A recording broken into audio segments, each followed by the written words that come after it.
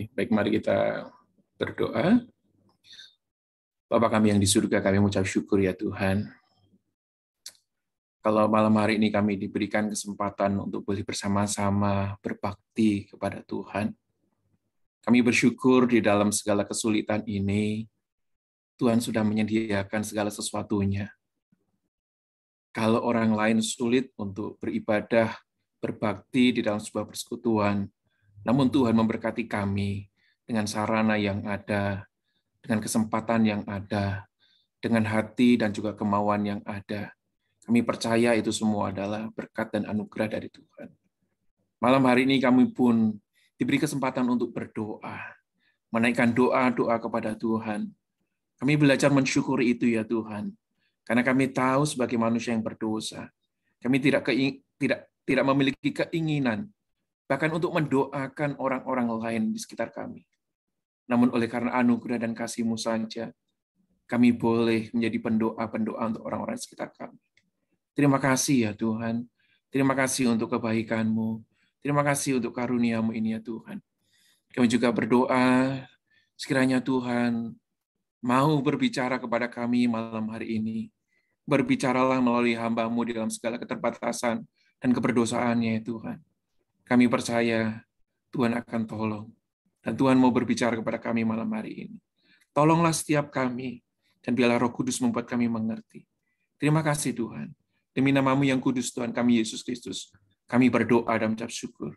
Amin. Baik, selamat malam Bapak Ibu yang dikasihi oleh Tuhan. Malam hari ini kita akan berbicara mengenai love to God, ya. Dalam beberapa Rabu ke depan ini kita akan berbicara atau akan belajar bersama-sama mengenai love of three. Apa itu? Nah, ini akan berkenaan mengenai hukum kasih, begitu ya. Bagaimana mengasihi. Nah, yang pertama ini kita akan belajar bersama-sama, yaitu tentang bagaimana mengasihi Tuhan, ya, mengasihi Tuhan. Nah, kalau kemudian kita ditanya, begitu ya, Bapak Ibu, kalau ditanya, pernahkah kita merenungkan seberapa besar sih kasih kita kepada Tuhan? Nah, apakah kasih kita kepada Tuhan itu sebatas tembok kiri dan kanan rumah kita? Dalam arti kita mengasihi itu hanya di rumah, hanya orang-orang yang di rumah yang kita kasihi. Orang yang sudah di luar rumah, bahkan tetangga kita, orang-orang lain begitu ya, itu tidak kita kasihi. Bahkan mungkin malah kita berpikir orang-orang di luar sana itu adalah orang-orang yang bisa saya manfaatkan untuk kehidupan saya, untuk mencukupi saya, dan sebagainya. Atau mungkin kasih kita itu sebatas gereja kita sendiri. Kita memikirkan gereja kita, dalam arti bahwa kita mengasihi, yang penting itu adalah anggota jemaat kita, oh itu adalah karena satu gereja dengan saya, maka saya akan memperhatikan. Maka saya akan mengasihi. Kalau ada kekurangan, saya akan membantu. Kalau ada kesulitan, saya akan menemani, dan sebagainya. Atau mungkin kita berpikir mengenai yang lain tentang mengasihi Tuhan. Jadi kalau ditanya sebatas mana kita mengasihi Tuhan, apakah sebatas keluarga kita, sebatas kemudian tembok gereja kita, atau seberapa jauh kita mengasihi Tuhan itu. Bapak Ibu dikasihi oleh Tuhan, pada malam hari ini kita berbicara mengenai mengasihi Tuhan. Yuk kita sama-sama perhatikan di dalam ayat ini. Di dalam Matius 22, ayat yang ke-37 sampai yang ke-40. Demikian firman Tuhan. Jawab Yesus kepadanya, kasihilah Tuhan Allahmu dengan segenap hatimu, dan dengan segenap jiwamu, dan dengan segenap akal budimu. Itulah hukum yang terutama dan yang pertama. Dan hukum yang kedua, yang sama dengan itu, ialah kasihilah sesamamu manusia seperti dirimu sendiri. Pada kedua hukum inilah tergantung seluruh hukum Taurat dan kitab para nabi. Bapak Ibu dikasihi oleh Tuhan, berkenaan dengan tema malam hari ini, kita berbicara mengenai kasihilah Tuhan Allahmu. Di dalam ayat yang ke-37 dikatakan, kasihilah Tuhan Allahmu. Tidak berhenti di sana, 3 kata yang penting yang disebutkan adalah dengan kata segenap, yaitu segenap hatimu, dengan segenap jiwamu, dan dengan segenap akal budimu. Ya memang berbeda, kata terakhir dengan kekuatanmu, kalau di dalam Ulangan pasal yang ke-6, tetapi tidak perlu diperdebatkan kenapa ini berbeda. Intinya malam hari ini adalah kasihilah Tuhan Allahmu dengan segenap hatimu, dengan segenap jiwamu, dan dengan segenap akal budimu. Sekarang pertanyaannya adalah, dapatkah manusia mengasihi Allah? Mungkinkah manusia mengasihi Allah? Bahkan kalau ditambahkan dengan kata segenap hati, segenap jiwa, segenap akal budi, dapatkah manusia mengasihi Allah? Kalau malam hari ini dengan konteks kita, pertanyaannya adalah, dapatkah kita mengasihi Allah? Dapatkah kita mengasihi dengan segenap hati kita, dengan segenap jiwa kita, dengan segenap akal budi kita? Dapatkah kita mengasihi Allah? Tapi ini kasih oleh Tuhan, di dalam natur keberdosaan manusia, kita tahu bahwa manusia diciptakan oleh Tuhan dengan begitu istimewa, diciptakan tanpa dosa, diciptakan dengan sempurna. Namun Bapak Ibu dikasih oleh Tuhan, setelah kita mengikuti bagaimana manusia diciptakan, akhirnya dia jatuh di dalam dosa. Di dalam natur manusia berdosa, hal yang pertama yang harus kita ingat adalah bahwa manusia melihat dirinya itu pusat dari segala sesuatu. Manusia diciptakan sebagai ciptaan. Dia memiliki pencipta, yaitu Allah. Yang seharusnya menjadi pusat adalah Allah. Namun, di dalam keberdosaan manusia, yang akhirnya manusia memilih di dalam keberdosaan itu, dia menjadikan dirinya sendiri menjadi pusat. Allah menginginkan manusia yang pertama, yaitu Adam, dan juga Hawa tentunya, untuk mengikuti apa yang dikatakan oleh Allah. Artinya, yang menjadi pusat adalah Allah, karena Adam dan Hawa harus mengikuti Allah. Namun, di dalam segala hal, alasan dan juga tentunya kita tahu akhirnya Adam dan Hawa itu berdosa. Kenapa? Karena dia memikirkan dirinya sendiri. Bukan Allah yang menjadi pusat, bukan dia harus mengikuti Allah, tetapi dia mengikuti dirinya sendiri. Karena menurut dia, dialah yang menentukan segala sesuatu. Sehingga Adam dan Hawa itulah adalah manusia yang berdosa karena membuat dirinya pusat dari segala sesuatu. Apa yang dikasih oleh Tuhan? Kecenderungan ini apakah hanya dimiliki oleh Adam dan Hawa?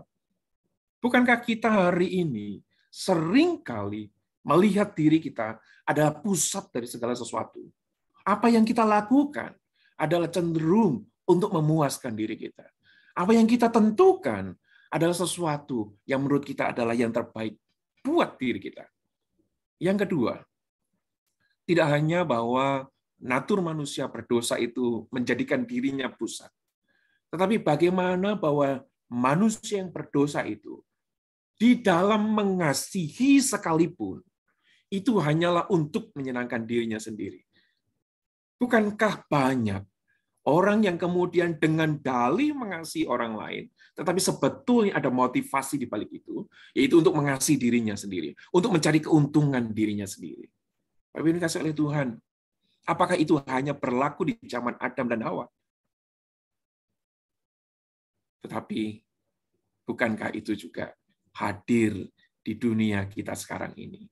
Orang mengasihi orang lain demi keuntungan diri sendiri. Orang mengasihi orang lain, entah itu untuk disanjung, entah itu untuk mendapat keuntungan moral, mendapat sanjungan, dipuja-puja oleh orang lain. Bukankah hal itu terjadi juga pada hari ini? Natur manusia berdosa adalah berpusat pada dirinya sendiri, bahkan ketika mengasihi sekalipun, dia untuk menyenangkan dirinya sendiri. Pertanyaannya adalah, bagaimana manusia dapat mengasihi Allah? Kalau kita tahu bahwa manusia ini adalah manusia yang memiliki natur berdosa. Yang pertama yang saya pikirkan pada mempersiapkan renungan malam hari ini adalah, seharusnya kita mulai menyadari bahwa kita ini, atau menyadari ketiadaan kemampuan untuk mengasihi Tuhan. Kita menyadari bahwa kita manusia berdosa tidak memiliki kemampuan untuk mengasihi Allah. Karena apa yang kita lakukan seringkali kita berpikir untuk saya sendiri, untuk kita sendiri. Dan benar, kita sekali lagi tidak punya keinginan untuk mengasihi Allah. Kita tidak punya kemampuan untuk mengasihi Tuhan. Tapi ini kasih oleh Tuhan. Manusia berdosa itu melihat dirinya besar dibandingkan oleh Tuhan. Dia yang menentukan segala sesuatu, termasuk Tuhan itu ditentukan sebagai apa. Ada orang tertentu yang kemudian melihat Tuhan itu sebagai figur atau pihak yang bisa disuruh-suruh, yang bisa memenuhi keinginannya. Ketika dia berdoa, Tuhan itu seperti dalam tanda kutip kacungnya. Tahu ya kacungnya? Kacung itu budaknya. Tuhan itu harus mengikuti apa yang saya mau. Ada orang-orang yang semacam ini. Inilah orang-orang yang berdosa, melihat dirinya lebih besar daripada Allah. Tapi ini kasih oleh Tuhan. Manusia yang berdosa seperti demikian. Namun malam hari ini, saya ingin mengatakan satu hal. Ada manusia yang berdosa, namun manusia berdosa yang sudah diselamatkan. Orang yang seperti ini adalah melihat dirinya kecil dibanding Tuhan. Tuhan lebih besar daripada dirinya. Dia takut kepada Tuhan, dia hormat kepada Tuhan. Dan untuk mengasihi Tuhan yang seperti ini, dia tahu bahwa dirinya adalah manusia yang kecil, makhluk yang kecil yang berdosa. Tapi ini kasih oleh Tuhan, perhatikan di dalam Efesus 2 ayat 8. Dikatakan sebab karena kasih karunia, kamu diselamatkan oleh iman. Itu bukan hasil usahamu, tetapi pemberian Allah. Perhatikan kalimat yang saya cetak tebal. Kasih karunia, jadi karena kasih karunia, kamu diselamatkan oleh iman. Jadi tidak sekedar bahwa dikatakan, karena kasih karunia kita diselamatkan.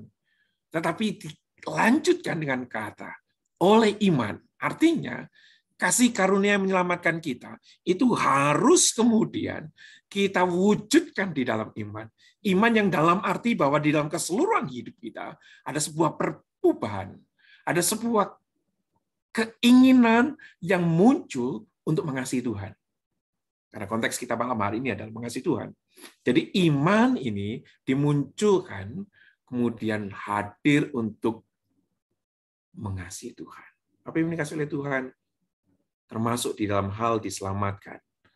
Orang yang diselamatkan, itu kemudian diwujudkan di dalam iman. Setiap orang yang tunduk kepada Tuhan. Tapi ini kasih oleh Tuhan, kita orang-orang yang sudah diberikan kasih karunia dan diselamatkan oleh Tuhan, itu kita memahami di dalam iman kita. Artinya iman tidak hanya untuk menerima keselamatan itu, tetapi iman untuk menjalani, untuk menghidupi keselamatan itu. Karena orang-orang yang diselamatkan harusnya adalah orang-orang yang berbeda dengan orang yang tidak diselamatkan. Tadi saya sudah katakan bahwa orang yang berdosa, yang sudah diselamatkan, orang-orang seperti inilah adalah orang-orang yang tahu bahwa Allah lebih besar daripada dirinya. Hal yang kedua, bagaimana manusia dapat mengasihi Allah? Selain menyadari ketiadaan kemampuan untuk mengasihi Allah. Hal yang kedua adalah kita menyadari bahwa mengasihi Allah itu hanya dapat dilakukan oleh orang yang telah diselamatkan. Dengan kata lain, orang yang telah memiliki Roh Kudus. Perhatikan di dalam 2 Korintus pasal yang ketiga, ayat yang ketiga. Demikian firman Tuhan. Karena telah ternyata bahwa kamu adalah surat Kristus yang ditulis oleh pelayanan kami, ditulis bukan dengan tinta, tetapi dengan roh dari Allah yang hidup. Bukan pada loloh batu, melainkan pada loloh daging, yaitu di dalam hati manusia. Setiap manusia yang diselamatkan oleh Tuhan, dia memiliki Roh Kudus. Ada Roh Kudus dalam dirinya, ada Roh Kudus dalam hatinya, dan orang yang semacam inilah orang yang bisa mengasihi. Bisa mengasihi Tuhan hanya oleh Roh Kudus. Apa yang dikasih oleh Tuhan? Dengan hal demikian, kita menyadari kita memang tidak mampu mengasihi Tuhan karena ketiadaan kemampuan untuk itu. Namun, di dalam diri kita ya orang-orang yang sudah diselamatkan, diberikan Roh Kudus. Ada Roh Kudus dalam diri kita. Dan dengan Roh Kudus itu, kita dimampukan untuk mengasihi Tuhan. Sampai di sini kita mulai menangkap alur ini. Manusia tidak mampu mengasihi Allah, tetapi Allah yang menyelamatkan kita, memberikan Roh Kudus dalam diri kita, dan memampukan kita untuk mengasihi Tuhan. Yang terakhir, bagaimana manusia dapat mengasihi Allah? Itu hanya dengan mengikuti apa yang diingini Tuhan. Ingat di dalam Yohanes 14 ayat 15. Jikalau kamu mengasihi aku, kamu akan menuruti segala perintahku. Malam hari ini, tema kita adalah love to God. Kita tahu kita tidak mampu mengasihi Tuhan, namun kita tahu Tuhan sudah memberikan Roh Kudus untuk mengasihinya. Dan bagaimana mengasihinya? Kita mengikuti, kita menuruti segala perintah-perintahnya. Terakhir, Bapak ini dikasih oleh Tuhan, Hudson Taylor mengatakan, Christ is either Lord of all, or He is not Lord of all. Bapak ini dikasih oleh Tuhan, Kristus adalah Tuhan dari semua, atau Dia bukan Tuhan sama sekali. Jika Kristus bukan Tuhan yang memimpin dan mengatur hidup kita dalam segala hal, sebenarnya Dia bukan Tuhan bagimu. Bukan Tuhan bagi kita. Kalau ada bagian hidup kita yang tidak dipimpin oleh Tuhan, yang tidak diatur oleh Tuhan, maka Tuhan itu bukan Tuhan buat kita. Dan biarlah ini menjadikan renungan yang menguatkan kita, bahwa bagaimana kita mengasihi Tuhan adalah dengan mengikuti setiap perintahnya. Amin. Mari kita berdoa. Bapa kami yang di surga, kami mengucap syukur ya Tuhan, kalau malam hari ini Tuhan mengajarkan kepada kami, menyadarkan kepada kami, ketika kami mengandalkan diri sendiri untuk mengasihi Tuhan, kami disadarkan, kami tidak memiliki itu. Seringkali kalau kami mengandalkan diri untuk mengasihi Tuhan, jatuhnya adalah karena kami ingin mendapat keuntungan dari hal itu. Tapi ya Tuhan, hari ini kami belajar, karena keterbatasan kami, karena ketiadaan kemampuan kami untuk mengasihi Tuhan, Tuhan memampukan kami dengan memberikan Roh Kudus dalam kehidupan setiap kami, orang-orang percaya. Dan juga ya Tuhan, bagaimana kami dapat mengasihi-Mu? Itu dengan mengikuti perintah-perintah-Mu. Dan kalau kami tidak mengikuti perintah Tuhan di dalam setiap kehidupan kami sudah tidak menempatkan Tuhan sebagai Tuhan dan Tuhan kami dalam kehidupan kami. Tuhan, tolonglah Tuhan memimpin kami, selalu mengingatkan kami, sehingga kami menjadi anak-anak-Mu yang mengikuti perintah-perintah-Mu di dalam setiap sisi kehidupan kami. Terima kasih Tuhan. Ini seluruh doa kami, dan demi nama-Mu yang kudus Tuhan kami Yesus Kristus, kami ucap syukur dan berdoa. Amin.